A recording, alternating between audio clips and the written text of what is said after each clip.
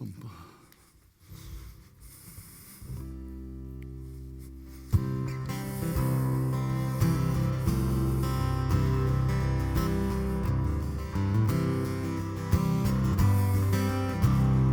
got a body that's able and a heart that's strong and a soul that's always churning with some burning song. I've got a ton of desire for 10,000 things, but it's really just the music that I'm living to sing. 'Cause the music is my body, the music is my heart, the music is my very soul, there are no parts. I've learned to trust the instinct of my body, heart, and soul since I've discovered how to live beyond the mind's control.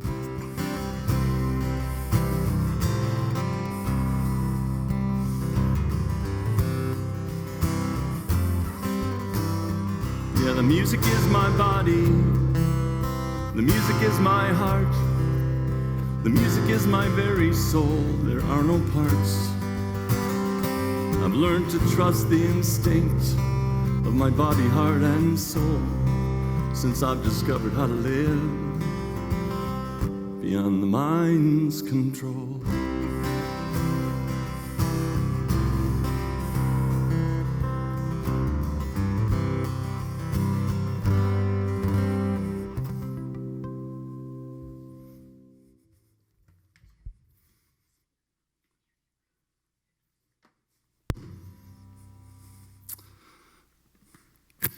There's an old Native American proverb that says,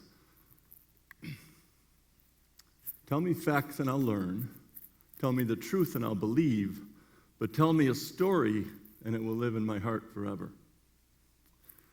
The idea that I want to share with you today, and I do believe that it is an idea worth spreading, comes from a story that was told by my own father, except that I never got to hear this story when he was alive. He died when I was a teenager from heart failure. But years later, my uncle shared this story with me, and I call it my father's lifeline story. It's the most important story that I've ever heard. At the heart of this story is an idea. To me, it's a gem of an idea. The idea that it's the quality of our life that matters and not the quantity and length, and we'll get to that in just a second. But at the heart of this idea is an idea that I adopted this idea when I heard the story at the age of 23, and it radically changed the quality of my life. And I really believe that if you adopt this idea as well, it'll change the quality of your life. I have to tell you a little bit more about this idea, because in order to understand the idea, you need to understand more about my father.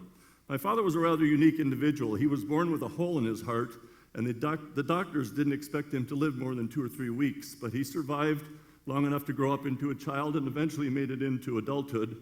He actually had to have a pint of blood drawn every single Monday for 27 years to stay alive, but he had numerous death experiences as he grew up. Here's a picture of him and my mom getting married. And then years later, I was one of 6 kids. That's me down there, that's number 4. And growing up in our family was a serious life and death matter. My dad was really, really sick. And it was kind of sad. Well, it wasn't sad, it was heartbreaking, because my dad was actually an awesome guy. He would enjoy today because it's almost St. Patrick's Day. He was an Irishman's Irishman. He was a musician, a fiddler, a piano player, but he was profoundly ill. And my dad lived by the exact same motto as Steve Jobs. Steve Jobs is the one who lived by this motto, and my dad did as well. Live each day as if it was your last, and someday you'll be right. We even had this inscribed on the light switch in our bedrooms. So my father, because of his numerous near-death experiences and because of his very nebulous life and death struggle, had a very unique perspective on time, because all he had was now, right now. He didn't have tomorrow, he didn't have someday, and it was a very difficult thing to grow up around. Now, I've got to tell you, my experience with my father was a little bit different, because after he died, let's put it this way. When I was 15 years old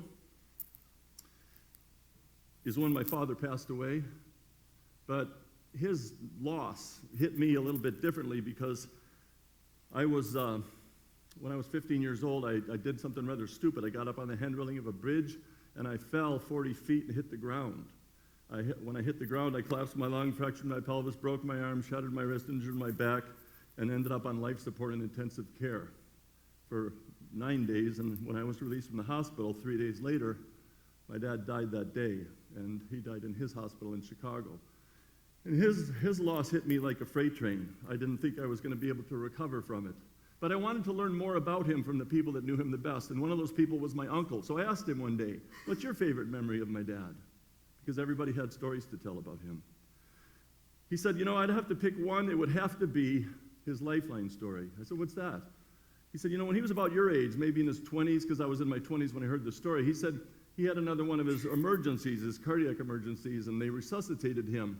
And I was asking him what he thought about this crazy roller coaster ride of a life of his. And that's when he told me this story. And he said, "I've never forgotten it."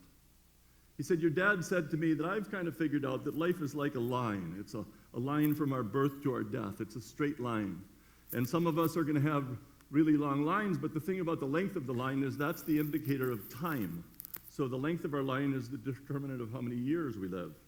So some people," he said, "are going to have really long lines, and some people are going to have short lines. Like he said, I might have a short line myself." But he said, because no two people are the same, none of the lines run parallel to one another. They actually run at angles. And so all through life, what happens is that we have all these lines that we intersect with along the way, and our life journey becomes one where we, as we go, intersect with other lines along the way. Now, here's what he said in the story that I thought was so interesting. He said, most people make the mistake of focusing on the length of their line and the quantity of their time. So they do things like trying to plan for the future, trying to get ahead, trying to figure out all the things that they need to do to make their life work and their career work, their family, all those things that we do. But the problem with this, he said, is that we can't really control the length of our line or the quantity of our time. Nobody has any control over that. He said what we can control instead is the quality of our time and our experiences. And we control the quality of our time and our experiences not by trying to control the length of our line, but the breadth or the width of it. And we broaden or we widen our line when we do things like, well, there's a lot of things that we do, but the more engaged and involved we become in our life, the more our line will expand. So when we do things like learning and growing, and when we share things with people, share information and experiences with people, when we interact with people or improve, or all the things that we can do. Now, the other last point he made about the story that I thought was so brilliant is he said, the way I see it, having lived this long, is that when thin lines intersect, not much happens. Sometimes people might not even notice. But when our broad lifelines intersect, that if we expand our life and our broad lifeline intersects with other people, that's where things get really interesting, because those are the memorable moments in our life. Sometimes they're the memorable and magical moments in our life, because these are the people who we cross paths with in our life who become wide lines for us as well. And so he said, what I believe is that life actually becomes an experience of our lines intersecting with other lines along the way. And the reason why this is so important is because these are the intersections that we embrace, because they change us and they enrich us and they make our lives meaningful, because he said they make our lifelines flow. I was speechless when I got done hearing this story, because I had never heard this story while he was alive, and it was almost like my father was talking to me from beyond the grave, because when he was alive, I was not ready to hear what he had to say. When my dad used to talk to me as a teenager, I'd put my hands over my ears and tell him, I'm not listening to you. And yet now I heard these words, and they became some of the most important words I've ever heard in my life. Why? Because I discovered that I had learned this myself from my own encounter with death. I had discovered that I completely took life for granted, and then all of a sudden, I just had a moment to moment to moment. And these are the things that really embrace and enrich our lives. After hearing that story, as fate would have it, I came here to the UP for the first time. As a matter of fact, my first night in the Upper Peninsula and my entire life was in this very room, watching my sister in a play in this room. That was more than 30 years ago. I thought I came up here for a visit for a few weeks. I've been here now for more than 30 years. I took my father's advice when I got up here. I decided that I was going to enrich and expand my life, and so I settled in a little town east of here on Lake Superior.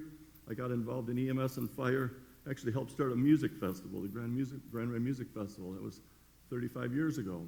Then I moved to a different town, and I got involved with performing music and playing and recording music. Probably the greatest accomplishment of my life that personally is I became a father to a son who's an alumni of this university. And I'm emotional because I know he's out there watching. Hey, guy. But if I had to pick one decision that I've made in my life that completely altered the direction and the trajectory and the course of my life, it was the decision I made to come back here to this university, to enroll in this university and become a teacher. I became a teacher here in Marquette. After about 6 years of that, I became the technology director of the school district, and because of that job, I ended up being invited to speak and perform for about 400 teachers and staff and parents years ago, just a few blocks from here. And that one invitation to get up and talk in front of all those teachers turned into a 25-year career as a public speaker, performer, and, if you want to call it, motivational speaker. I have a hard time motivating myself to do anything, so I'm not really a motivational speaker, but I am inspiring. I want to sum this all up in one thing. All of those things that I just shared with you happened because of one idea that I held in my heart, that idea from my father's lifeline story about expanding our lifelines. That's how I learned how to live beyond the mind's control. I did 3 things. Number 1, I trusted my instincts and my intuition, just like that song said at the beginning. Number 2, I focused on the quality of each moment and each experience. The future will take care of itself. And number 3, I allowed my life to unfold. See, back then, I was on the fast track. I was going to go to college. I had graduated from college. I got great grades. I was going to go to law school. I was on this fast track. And I could imagine a future, but I couldn't really see myself in it. And yet what happened is my future unfolded. And so I invite you today to take this idea into your heart, that it's not the length and the quantity of our lives that matter. It's the quality and the breadth of the lives that we choose to live that matters. So I'll just say this. I promise you, and I can guarantee from experience, that if you do take this idea into your heart, that you're going to see things unfold in your life, and your life will become richer and more rewarding, and you'll see things happen in your life that you would have never imagined, just the way they have in my life as well. So I'd like to leave you with a song. I've played songs all over the world, but I am so excited to play the song right now. Well, this is the song. This is my dad's lifeline story in a song.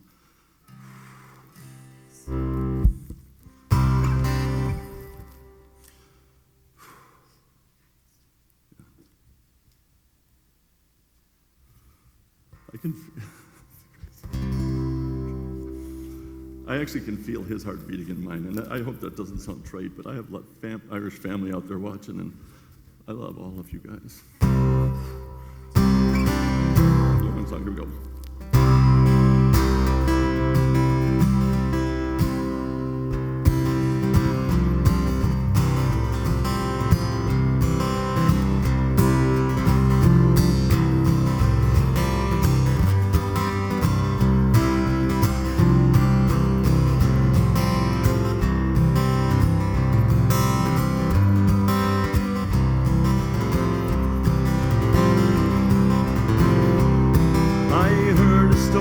From my pa about life being like a line, from birth to death with every breath, we're moving all the time.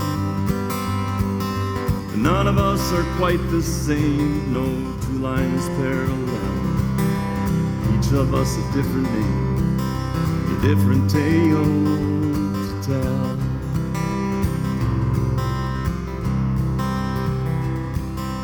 As our lifelines flow along, they cross at intersections.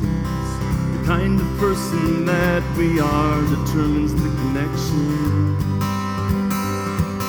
For the narrow-minded, narrow line connections come and go, but those broader lines that meet sometimes, they make our lifelines flow.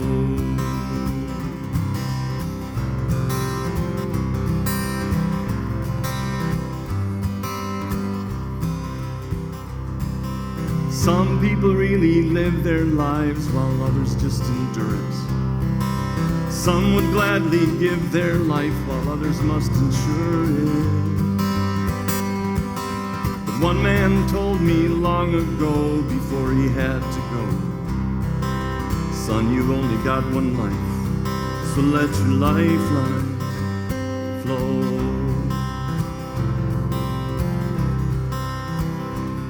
You know you've only got one life, so let your lifeline flow.